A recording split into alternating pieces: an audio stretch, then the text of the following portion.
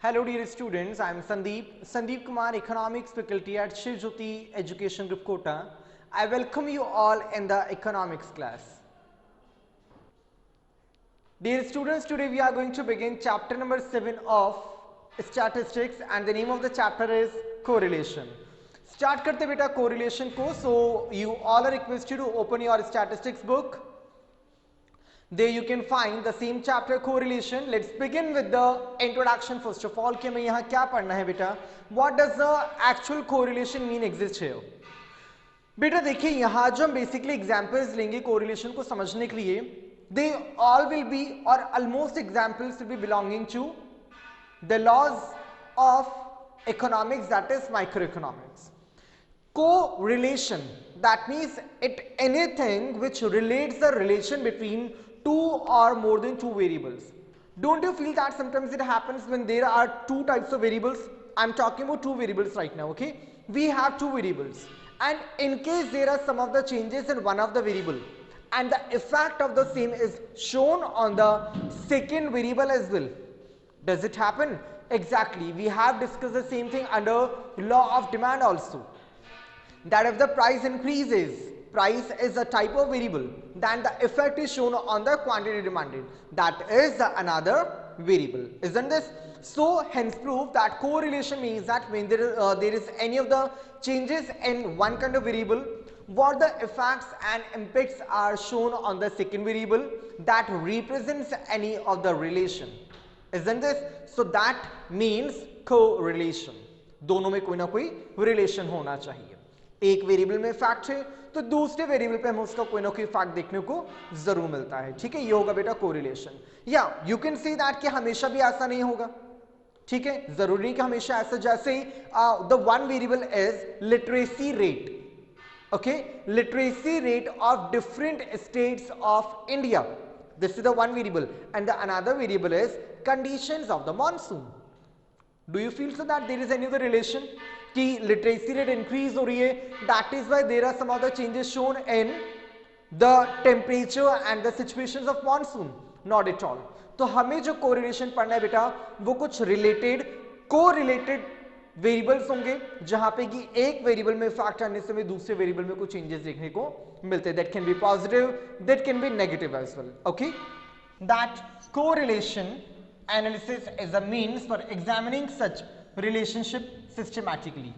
It deals with questions such as, that means how can we come to know that there are relations between variables, or is there any of the relation between two or more than two variables? If the answer can be found through these following questions, then we can see that there is any of the relation or correlation between two or more than two variables. Such as you can see question number 1 is that, is there any relationship between two variables? How can we find the same thing? As before few minutes I have given you the example related to what? Px and dx. Recalling? Right now only I told if the px increases, dx decreases, and vice versa. If px increases, dx decreases. That means there is, yeah, we can say there is a relation. How can we find the relation? कैसे पता चलेगा relation है? Because if there is any of the change in any variable which can cause any of the effect on the another variable, then it is known the relation. अगर किसी भी एक variable में कुछ चेंजेस होते हैं और उन चेंजेस का इफेक्ट हमें किसी दूसरे वेरिएबल पे इफेक्ट रिप्रेजेंट होता है, then that effect represents the relation between two or more than two variables. Is it clear, student? Now let's proceed to the next question which can clarify the same thing, that is there any of the relation or how can we find the conditions related to correlation? Okay, so just move to the next page, that is 92. If the value of one variable changes, does the value of other also changes? Exactly, it happens. Again taking the same example related to px and dx. Okay, what is it saying? अगर किसी एक variable की value में changes होते हैं, definitely if there is change in price, if price increases then demand decreases, the value of demand will decrease and vice versa. So that means अगर इस question का आंसर भी हमें यस में मिलता है, then they will be any of the relation. Fine. Next is, do both the variables move in the same direction? It is not compulsory all the times. इस चीज को क्लियर कर लीजिएगा बेटा. It is not compulsory all the times कि that both of the variables will move in the same direction, क्योंकि बेटा इनका डायरेक्शन तो जस्ट अपोजिट है. ये from the beginning we have been discussing the same कि the price increases, demand decreases, there is no same direction, that is why the relation between both is negative.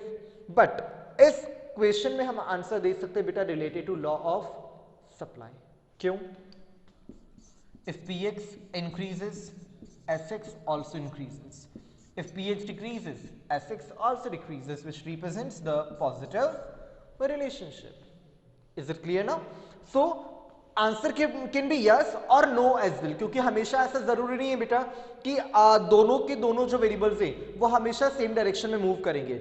They can be opposite as well. Still हम वहां पे कोई relation exist होगा ही से, जैसा भी मैंने आपको यहाँ पे ऊपर वाले पॉइंट में क्लियर किया है. Is it okay everyone? चलिए बेटा अब नेक्स्ट आ जाते हैं हम कि जो हमें कोरिलेशन को कैलकुलेट करना है तो इसकी कैलकुलेशन के लिए क्या हमारे पास कुछ अलग अलग तरह के मेथड्स होंगे. So yeah, we have different methods. Fine. Basically, we have 3 different methods for the calculation of correlation. The very first is scattered diagram method. Second is Karl Pearson's method, and the very third is Spearman's ranking correlation. So remember one thing, बेटा, इस chapter में से हमारा जो एक deleted portion है, and that is what Spearman's ranking correlation. इस चीज को आप ध्यान में रखिएगा बेटा कि Spearman's ranking correlation हमारे सिलेबस में नहीं है. So now we will discuss only 2 methods. The first is scatter diagram method and the another is Karl Pearson's coefficient of correlation. Is it okay? So now let's proceed towards the whiteboard and we will talk about the scattered diagram. So dear students, there you can see the very first method is scattered diagram method. क्या है इस method में, क्यों हम इसको scattered कहते हैं, क्यों हम इसको डायग्रामिक मेथड कहते हैं? क्या लगता है कि किसी भी तरह की वैल्यू को हम एक डायग्राम से भी गेन कर सकते हैं? एग्जैक्टली. इफ यू रिकॉल बेटा, हम प्रीवियस चैप्टर्स में पढ़ चुके हैं कि हिस्टोग्राम को ड्रॉ करके हम किसकी वैल्यू गेन कर सकते हैं? या एग्जैक्टली मोड की वैल्यू को गेन किया जा सकता है. ओगिव्स को ड्रॉ करके less than and more than both, उसको ड्रॉ करने से हमें वैल्यू किसकी मिल जाती है बेटा? मीडियन की. तो उसी तरह से स्कैटर डायग्राम से भी हमें एक कोरिलेशन का एस्टिमेशन लग सकता है. आई कैन से दैट कि बेटा हमें यहाँ पे कोई एग्जैक्ट वैल्यू तो नहीं मिलेगी. That you know very well कि that there are some of the pros and cons of each and everything. तो स्कैटर डायग्राम के भी कुछ अपने प्रॉज एंड कॉन्स हैं.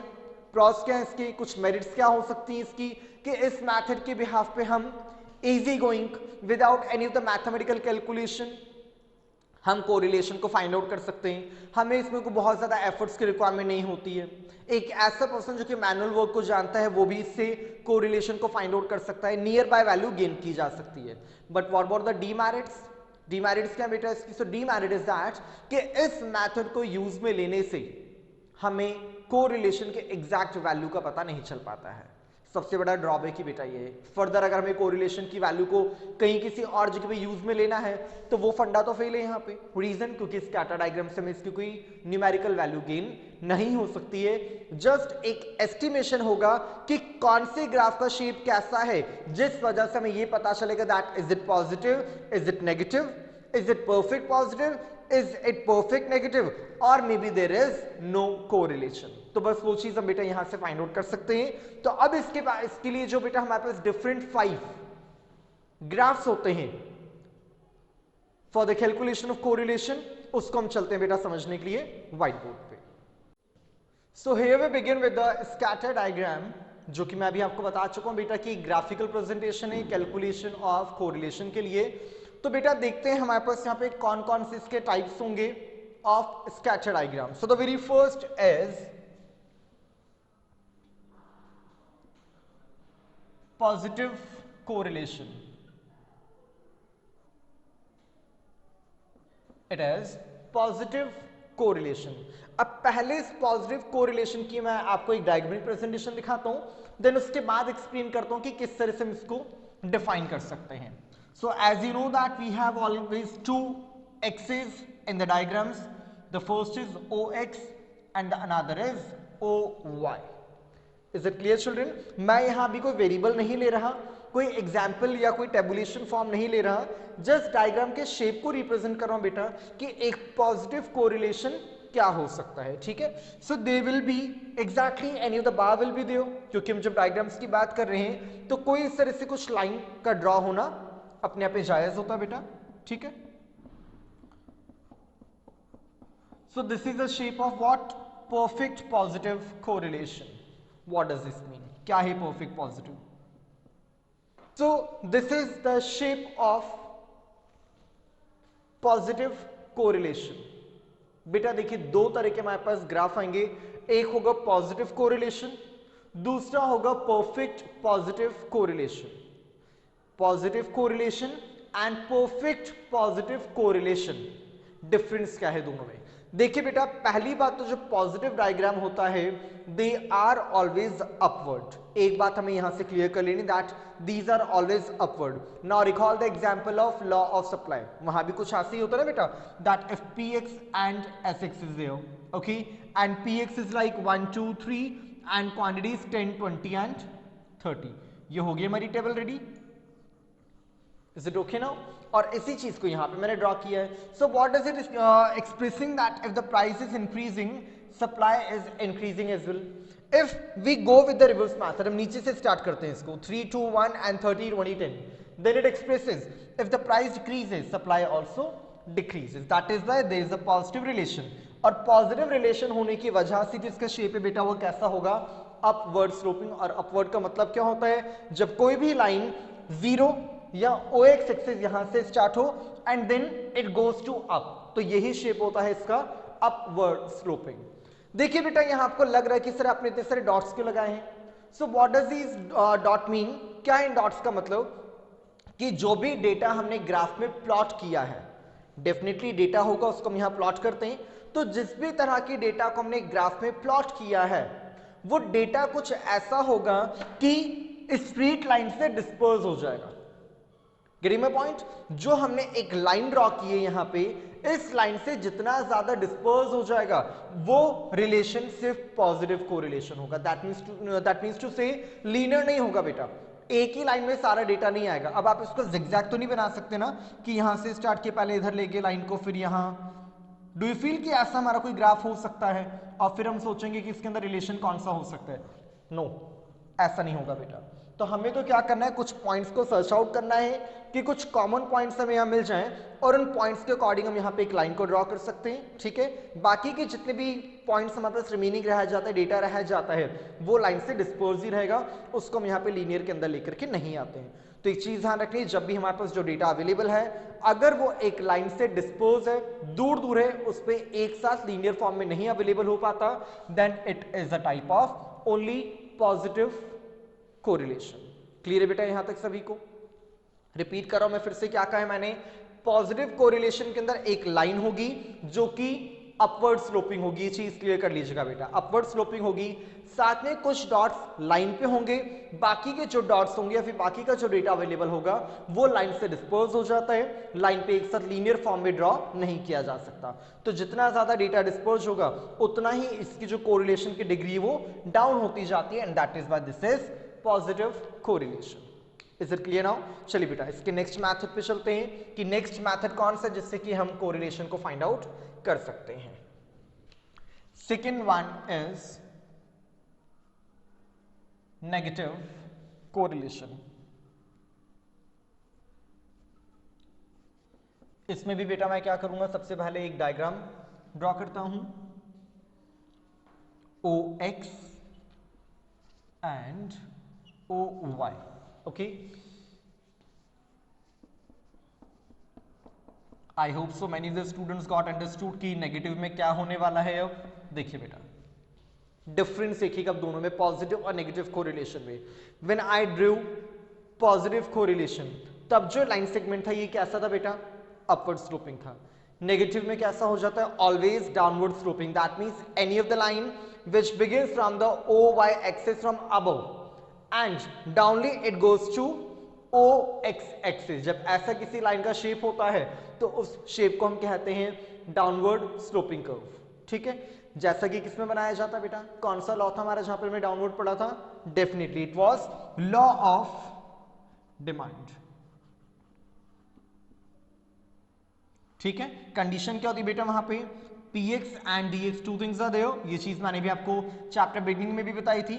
If it increases it decreases and if price decreases demand increases which represents the negative relationship. अब हमारे पास वही बेटा दो तरह के वेरिएबल्स हैं, वी हैव टू वेरिएबल्स। इन वेरिएबल्स को जब हम यहाँ पे ग्राफिकली प्लॉट करते हैं तो प्लॉट करने पे जो हमें कुछ यहाँ पे शेप डिजाइन कुछ ऐसा रिप्रेजेंट होगा, again they will be the data dispersion, data disperse होगा बेटा। यहाँ पे भी आप देख रहे हैं कि जितने भी पॉइंट्स है वो लीनियर फॉर्म में नहीं आ रहे, यहाँ पे only some points will be there on the line only, okay. बाकी के जो डॉट्स हैं वो लाइन में आकर के डिस्पर्स हो जाते हैं, which reduces the quality again of the correlation, that is why it is negative. तो पॉजिटिव और नेगेटिव कोरिलेशन में डिफरेंस क्या हुआ बेटा, only of the shape of the graph, ठीक है, क्योंकि नेगेटिव में डाउनवर्ड स्लोपिंग और पॉजिटिव में होता है अपवर्ड स्लोपिंग। तो दो कंडीशंस हमारी बेटा फुलफिल हो जाती हैं। Let's proceed towards the third condition, and the third condition is perfect positive correlation. Third is perfect positive correlation.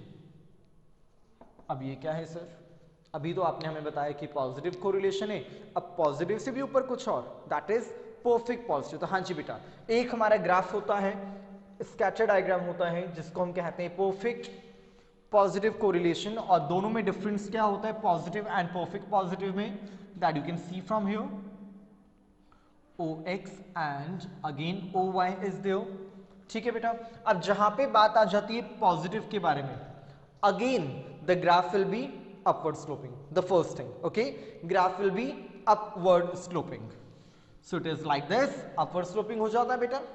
ठीक है, अब कैसे हम जजमेंट कर सकते हैं इस चीज का, that it is perfect positive or it is only positive correlation। so now see dear children, the dots will be in the linear form in this way, एक लाइन वे होगा बेटा इनका पूरा, प्रॉपर वे में होगा ये, कोई भी किसी भी तरह का कोई डॉट जो है या जो भी डेटा अवेलेबल है वो लाइन से डिस्पोज नहीं होगा, हमें डेटा अब यहां पे इस तरह से नहीं दिखेगा। इनकेस अगर डेटा ऐसा ही होता है so again it will B only positive correlation, और जब हम देखते हैं कि सारे के सारे डॉट्स एक सिंगल लाइन में हमें यहां पे अवेलेबल हो जाते हैं, then this type of correlation is known as perfect positive, that you can see here as well. See the difference, all the dots are only on single line, ठीक है, and line is going upward sloping, so that represents perfect positive correlation. Clear beta? Now what will happen in perfect negative? Maybe the same thing is getting clicked in your mind. Now see, the next one is perfect negative correlation. Perfect negative correlation is here, okay, perfect negative, the first term is negative, okay, the very first term which is used here, that is negative, so this represents the shape of the graph that will go downward sloping। ठीक है, ये चीज बेटा यहां से clear हो जानी चाहिए कि जहां पे नेगेटिव फॉर्म की बात हो रही है, it means the graph will be downward sloping in this way, the very primary thing. Okay, now again the second term is perfect। जैसा बेटा अभी हमने perfect positive में देखा, similar thing will occur in this negative as well। ठीक है, perfect negative के अंदर बेटा क्या होगा, लाइन ड्रॉ होगी डाउनवर्ड स्लोपिंग, जो हमारा ग्राफ है डाउनवर्ड स्लोपिंग होगा। अपार्ट फ्रॉम दैट जितनी भी डॉट्स होंगे या जो भी डेटा अवेलेबल होगा, that all will be in a line form, no dispersion will be there, कोई भी डॉट यहां पे डिस्पोज नहीं होता, इनकेस अगर होता है so that will be known as again negative correlation. But perfect का मतलब क्या है, all the things will be perfect, कुछ भी इधर से उधर नहीं होगा। ठीक है बेटा, so this type of graph is known as perfect negative correlation. Clear बेटा, ग्राफ्स को कॉपी करना है आपको अपनी नोटबुक में, हर एक ग्राफ को बेटा, किसी को भी आपने यहां पे लेफ्ट नहीं करना है। The very last is the fifth degree or the fifth condition of correlation is no correlation. It is no correlation. अब ये क्या होगा बेटा, इसका ग्राफ कैसे ड्रॉ होगा? विल इट गो अपवर्ड और विल इट गो डाउनवर्ड? या हो सकता है आपको लग रहा होगा कि सर कहीं ऐसा ग्राफ तो ड्रॉ नहीं होगा parallel to O X axis या फिर parallel to O Y axis. No way बेटा, actually there is a condition when there is no relation between any of the variable which we are using here. अगर हम जिस भी तरह के कुछ वेरिएबल्स को यहाँ पे यूज में ले रहे हैं, X variables and Y variables, उनमें आपस में कोई कनेक्टिविटी, कुछ रिलेशन ही नहीं होगा. जैसे मैंने भी आपको एग्जांपल दिया था बेटा, literacy rate of each and every state of Rajasthan, each and every state of India. India के जितने भी स्टेट से हर एक स्टेट की हमने एक लिटरेसी रेट को फाइंड आउट किया. ये हो गया हमारा x variable, that is what, literacy rate. ये एक्स है बेटा, ठीक है. एंड अनदर इज टेम्परेचर, ये हो गया हमारा वाई वेरिएबल. अब बेटा मुझे बताइए, लिटरेसी रेट और टेम्परेचर, ये टेम्परेचर और लिटरेसी रेट कोई कनेक्टिविटी है? आई डोंट थिंक सो बेटा. इनमें आपस में कोई भी कनेक्टिविटी नहीं है कि अगर लिटरेसी रेट इंक्रीज होती है तो टेम्परेचर पे इसका कोई फैक्ट होता है क्या? मॉनसून से रिलेटेड बात कर रहा हूँ. या फिर अगर लिटरेसी रेट डिक्रीज होती है तो टेम्परेचर पे इसका कोई फैक्ट होता है क्या? It is nothing like that बेटा. ऐसा कुछ भी नहीं होता, कोई यहाँ पे कनेक्टिविटी कनेक्शन नहीं होता. और अगर इस तरह के डेटा को हम यहाँ पे प्लॉट भी करते हैं, so we find the data in such a way like this, जहां पे कि हम कोई भी लाइन सेगमेंट को ड्रॉ नहीं कर सकते. दैट मीन्स यहाँ पे आपको कोई भी ऐसा डॉट नहीं मिलेगा जिसको कि आप या तो अपवर्ड या फिर डाउनवर्ड स्लोपिंग में मैच कर सके, या फिर कोई आप लाइन ड्रॉ कर सकते हो यहाँ पे. Are you getting what I'm saying? I repeat the same thing. No correlation is the condition where there is absence of correlation. कुछ जगह पे आपको ये absence of correlation भी पढ़ने को मिलेगा. ठीक है बेटा. तो जहां absence of correlation होगा वहां पे आपके पास कुछ ऐसा डेटा अवेलेबल होगा जिसकी कि आपस में कोई कनेक्टिविटी नहीं होगी. और वो जो मैंने भी आपको बुक में कुछ क्वेश्चंस दिखाए थे, उन क्वेश्चंस का आंसर भी यहाँ पे हमेशा नो में होगा. और जब नो हो जाएगा, जो फर्स्ट क्वेश्चन था, is there any relationship between variables, if you answer no, no relation is there, तो कोरिलेशन तो होगा ही नहीं बेटा. That will be no correlation. और एब्सेंस ऑफ कोरिलेशन भी हम इसको कह सकते हैं. कंडीशन कुछ ऐसी होगी ग्राफिकल कि एक तरह से राउंड शेप हो जाएगा, या देखा जाए तो कोई एक शेप ही नहीं आएगा यहाँ पे एक्चुअली, ना ही अपवर्ड होगा और ना ही ये कोई डाउनवर्ड शेप लेके चलता है. इज इट क्लियर बेटा? So this is the condition of no correlation. अब देखते हैं बेटा हम यहाँ पे इनके साइन सिंबल्स क्या दे सकते हैं. जैसे अब तक के चैप्टर्स में हम पढ़ते हुए आ रहे हैं कि हर एक चैप्टर में अपना कुछ ना कुछ इनका साइन होता है. एक्स बार स्टैंडर्ड एविएशन में भी हमने रिसेंटली पढ़ा है बेटा, कुछ इस तरह से होता है एसडी. ठीक है. तो कोरिलेशन को हम कैसे रिप्रेजेंट करेंगे बेटा? कोरिलेशन का साइन होता है दिस आर, स्मॉल आर. ठीक है बेटा. तो स्मॉल आर से हम रिप्रेजेंट करते हैं कोरिलेशन को. डिग्री की बात करें कि अगर हम जो आंसर फाइंड आउट करेंगे, so remember one thing, correlation का आंसर हमेशा हमारा मे बी 1 और लेस देन 1 ही आएगा. इस चीज को याद रखिएगा बेटा, हमेशा 1 या फिर लेस देन 1 आंसर आएगा. इससे ज्यादा हमारा आंसर कभी भी नहीं आ सकता है. अगर अबव द 1 आंसर आता है, so the calculation is not correct. मैं स्कैटर्ड नहीं, इससे आगे की भी बात कर रहा हूं कि बाकी जब हम आगे काल पियर्सन पढ़ेंगे उसमें भी आंसर हमारा तो 1 या फिर लेस देन 1 ही होगा. इससे ज्यादा आंसर नहीं आ सकता है. क्लियर है बेटा? अब देखते हैं यहां पे आंसर कैसे आ सकता है, पॉजिटिव और नेगेटिव. एग्जैक्टली बेटा, हमारे यहाँ पे आंसर पॉजिटिव नेगेटिव दोनों तरह से आ सकता है. अगर मैं बात करता हूं परफेक्ट पॉजिटिव कोरिलेशन के बारे में under this scatter diagram. Okay, अगर स्कैटर डायग्राम से मुझे गेन होता है एक ऐसा शेप जो कि रिप्रेजेंट करता है परफेक्ट पॉजिटिव कोरिलेशन को, तो इसका जो मुझे फाइनल आंसर देना होगा that will be r is equals to +1. Getting the point what I am saying?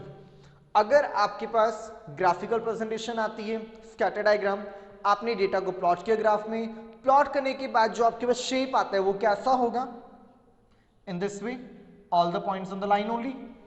ठीक है बेटा, तो आप इसको क्या नेम देंगे, r इज इक्वल्स टू +1, ठीक है, क्योंकि परफेक्ट है और पॉजिटिव भी है। Okay, let's proceed to the next.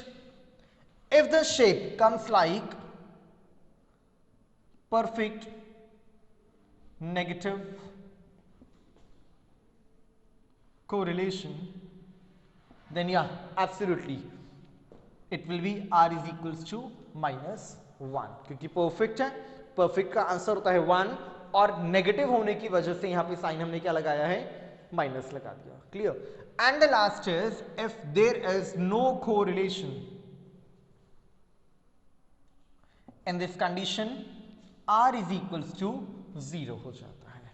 अब 0 ना प्लस में होता है बेटा ना माइनस में होता है, so it will be r is equals to 0। Clear. So it was all about the scatter diagram method. ठीक है बेटा, अब हम डिस्कस करेंगे the calculation and the introduction of Karl Pearson's coefficient of correlation.